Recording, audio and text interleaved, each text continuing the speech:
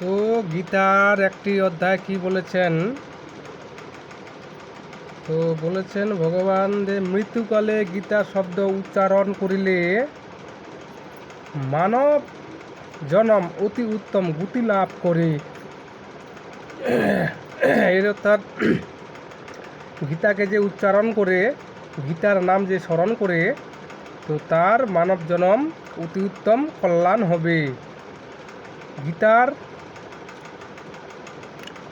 ধ্যান ব্যক্তি মৃত্যুর পর মানব জনম লাভ করিয়া থাকেন।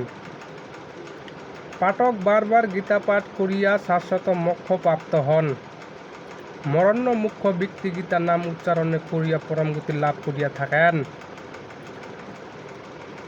গীতার অর্থ শ্রবণে অনুরক্ত ব্যক্তি মহাপাপী হইলেও বিষ্ণু লোকে গমন করিয়া বিষ্ণুর সহিত আনন্দ বাস করেন। তো এখানে একটা বলছে যে যিনি মহা যতই পাপ করেন না কেন, যদি এই গীতাকে স্মরণ করেন, গীতার বাণী পড়েন, গীতাকে সে স্মরণ রাখেন, তো উনি বিষ্ণু লোকে আনন্দতে সহিত বাস করেন। এটাই গীতায় বলেছে।